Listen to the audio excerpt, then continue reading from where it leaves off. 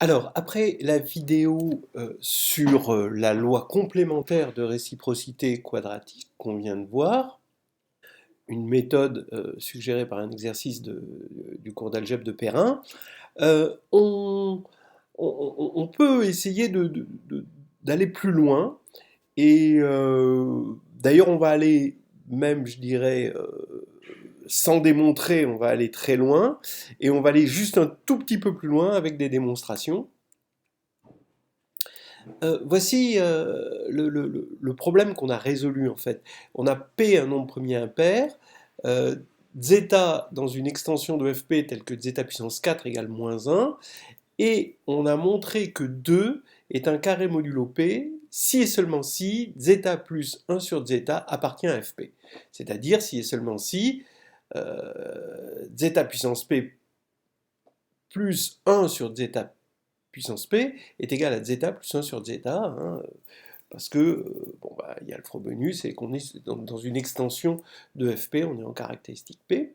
Voilà, et on en a déduit que 2 était un carré si et seulement si P est congru à plus ou moins 1 modulo 8, voilà, en faisant un petit peu de cas par cas. Donc on voudrait savoir si pourquoi, quel est le lien, hein, quelle est cette astuce. On avait 2 qui étaient un carré, et on est allé chercher zeta, tel que zeta 4 plus 1 égale 0. Alors je vous fais remarquer que zeta 4 plus 1, en fait, bah, x4 plus 1, c'est phi 8, c'est le polynôme, le huitième polynôme cyclotomique, il est très célèbre quand même, donc ça vaut le coup de le repérer, et le 8 arrive ici. Alors, je pose la question, quelle est la relation entre racine de 2 et les racines primitives huitièmes de l'unité? Ça, c'est quand même quelque chose d'intéressant. Et on va aller plus loin en prenant un autre nombre premier, et on va prendre 5. On aurait pu prendre 3, mais ça aurait été un peu plus compliqué, on va prendre 5. Donc, est-ce qu'on peut faire la même chose avec 5 au lieu de 2? Allons-y. C'est juste pour le plaisir, parce que pourquoi on le faisait pour 2 tout à l'heure? C'était parce que 2, c'est un nombre premier pair, donc la loi de réciprocité quadratique classique hein, ne fonctionnait pas, parce qu'il faut 2 nombres premiers impairs. Donc 2, ça ne rentrait pas. Donc on sait le résultat, d'accord? Pour 5, on a la loi de réciprocité classique, donc comme 5 est congru à 1 modulo 4, on sait que 5 est un carré modulo P, si et seulement si P est un carré modulo 5. Hein, je vous rappelle que dans la loi de réciprocité quadratique, c'est à peu près ça, mais avec une puissance de moins 1. Mais cette puissance est paire, puisque 5 est congru à 1 modulo 4. Bon. Et les nombres premiers qui sont des carrés modulo 5, quels sont les carrés modulo 5? C'est 1 et moins 1. Et 2 et moins 2 ne sont pas des carrés modulo 5. Donc, on sait à l'avance que 5 est un carré modulo P, si et seulement si P est congru à 1 ou moins 1 modulo 5. Voilà déjà une première constatation, mais on aimerait le montrer avec une autre méthode, avec une méthode qui généralise ce qu'on a vu tout à l'heure. Alors, on va partir de zeta, cette fois-ci une racine primitive cinquième au lieu de huitième de l'unité. C'est-à-dire quelque chose qui va vérifier zeta 5 égale 1, mais pas zeta égale 1, en quelque sorte. Hein. Voilà. C'est juste une racine cinquième de l'unité, différente de 1, parce que comme 5 est premier, l'ordre de zeta, puisque zeta 5 égale 1, soit l'ordre de zeta c'est 5, dans ce cas-là c'est une racine primitive cinquième de l'unité, soit l'ordre de zeta c'est 1. Ah oui, parce que l'ordre divise. Hein. Et donc zeta 1 égale 1, ça fait zeta égale 1. Donc c'est ça qu'on ne veut pas, et c'est juste une racine cinquième de l'unité différente de 1. Alors en particulier, toutes les racines cinquièmes de l'unité sont de la forme zeta puissance i. D'accord? On va avoir 1, zeta, zeta 2, zeta 3 et zeta 4. Et donc la somme des racines, puisque c'est les racines du polynôme x5 moins 1, on sait que la somme des racines vaut 0. Alors attention, hein, il y a juste un petit problème, il faut supposer P différent de 5 pour assurer l'existence d'une racine primitive énième de l'unité. En effet, hein, si P égale 5, bah, x5 moins 1, ça fait x moins 1 puissance 5 par le Frobenius. Donc il n'y a qu'une seule racine de l'unité, c'est 1, et donc il n'existe pas de racine primitive cinquième de l'unité. Et en revanche, si P est différent de 5, alors le polynôme x5 moins 1 et sa dérivée, 5x4, hein, sont premiers entre eux.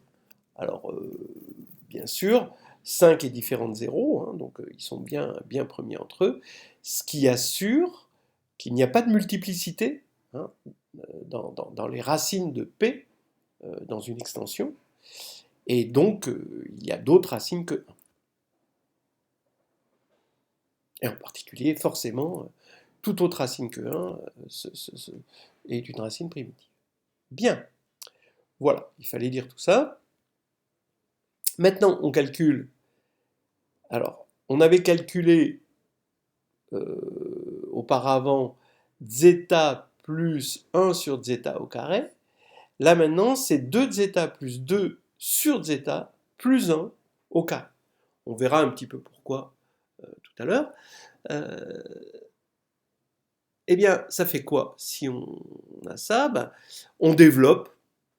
Donc on va avoir 4 zeta 2, donc on va avoir les carrés, hein, 4 zeta 2, 4 sur zeta 2, et puis 1 au carré, et puis les doubles produits, donc 8, parce que quand on va faire le double produit des deux premiers, ça fait 8, et plus 4 zeta, plus 4 sur zeta, d'accord, voilà. Donc maintenant, comme on va avoir, si on met 4 en facteur, alors zeta 2, il est là, 1 sur zeta 2, bah, c'est zeta 3. Zeta, il est là. 1 sur zeta, c'est zeta 4. Donc, cette somme-là fait moins 1. Donc ici, comme on a 4 fois, donc on va avoir moins 4. Ensuite, on va avoir le 8 et on va avoir le 1. Donc, ça fait 5. D'accord. Et donc, maintenant, on en déduit que 5 est un carré modulo P. Bah, si et seulement si zeta plus 1 sur zeta est dans Fp, d'accord, comme tout à l'heure, voilà, puisque 5 serait, si c'est un carré modulo P, ça veut dire que 2 zeta plus 2 sur zeta plus 1 est dans Fp, puisque c'est ça la racine carrée de 5, hein, plus ou moins évidemment, et donc on en tire que zeta plus 1 sur zeta appartient à Fp. Et donc, c'est un nombre qui est stable par le Frobenius, et l'image du Frobenius, ça va faire zeta p plus 1 sur zeta p égale zeta plus 1 sur zeta. Bon, bah voilà, c'est comme tout à l'heure, hein, exactement la même chose.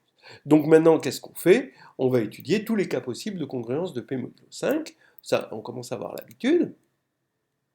Si P est égal à plus ou moins 1 modulo 5, alors quand on va faire ça, bon, on a dit que ça faisait ça, donc on fait le Frobenius, et ben ça fait zeta puissance P, mais P c'est 5K plus ou moins 1, et là c'est 5K plus ou moins 1, mais zeta est une racine cinquième de l'unité, donc ça fait zeta puissance plus ou moins 1 plus 1 sur zeta puissance plus ou moins 1, donc quitte à commuter, ça fait zeta plus 1 sur zeta.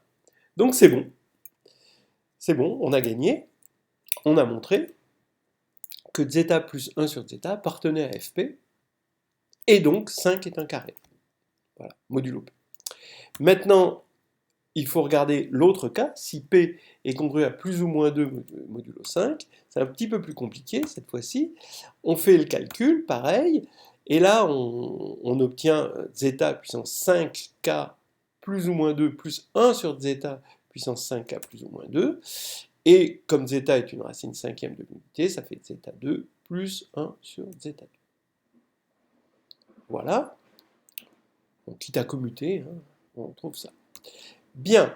Alors maintenant, vous voyez que d'après la formule qu'on a trouvée ici, Donc la somme ici est égale à 0. Quitte à diviser, on va la diviser par zeta2, hein, cette somme.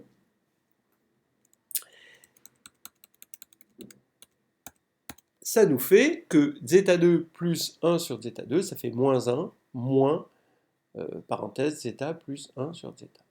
Voilà. Donc ce qu'on voudrait, c'est que lui, puissance p, soit égal à zeta plus 1 sur zeta. C'est-à-dire que si j'appelle x égale zeta plus 1 sur zeta, si je veux que 5 soit un carré modulo p, je veux donc que x soit égal à moins 1 moins x. Voilà. Alors, maintenant, c'est facile de voir que ça revient à dire qu'on a l'équation 2, en gros 2x égale moins 1, et donc ça s'écrit 2 zeta2 plus zeta plus 2 égale 0. Alors, vous avez remarqué que zeta était une racine primitive cinquième de l'unité quelconque. Il y en a 4. Et donc on veut que ces 4 racines primitives, hein, parce qu'on s'est servi du fait que quand même c'est primitif, hein, on ne s'est pas servi uniquement du fait que zeta5 est égal à 1, on s'est servi du fait que zeta4 plus zeta3 plus zeta2 plus zeta plus 1 égale 0. Donc forcément il faut que ce soit primitif. Mais n'importe quelle racine primitive cinquième de l'unité doit vérifier une équation du second degré. Ce qui veut dire que x5 moins 1 a forcément des multiplicités. Voilà. Bah oui, parce que il n'y a que 2 racines primitives, il n'y aurait que 2, on est par l'absurde, hein, donc il n'y aurait que 2 racines primitives cinquième de l'unité. Voilà, donc ça c'est pas possible parce qu'on a vu que, j'ai fait une faute d'orthographe, on a vu que c'est absurde parce qu'on a vu que, puisqu'on a choisi P différent de 5, P et P' sont premiers entre eux. Voilà. Et donc, dans ce cas-là, il est impossible que zeta plus 1 sur zeta soit Frobenius invariant, donc soit dans Fp, et donc 5 n'est pas un carré. Voilà, on l'a fait pour 5. Maintenant, il y en a des nombres premiers. Hein. Et on se dit qu'il se cache forcément un monstre derrière ça. Hein, d'accord. Ce qu'on a fait pour... Ça marchait pour 2, ça marche pour 5. Qu'est-ce qu'on a fait D'abord, regardons les choses dans le cul. Ce qu'on a vu, c'est que...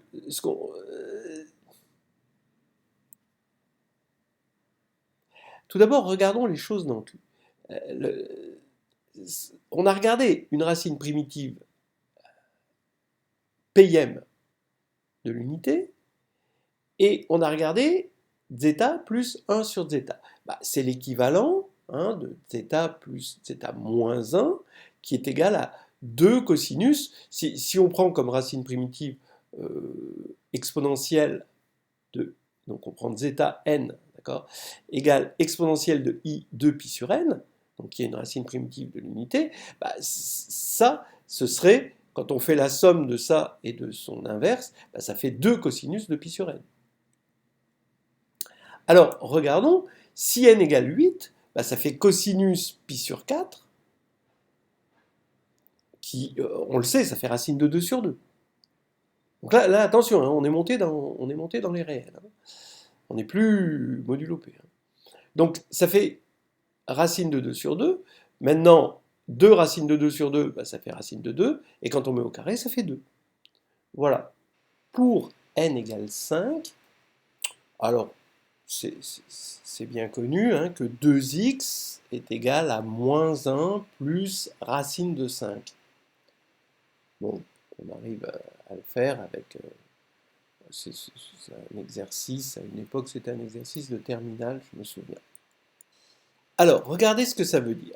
Ça veut dire que Q de racine de 2 est inclus dans Q de zeta 8. Puisqu'on prend zeta 8, d'accord, on fait des manipulations algébriques de corps, des sommes, des inverses, des trucs comme ça, voilà. Donc on reste dans le corps et on obtient racine de 2. Voilà. Maintenant, de la même manière,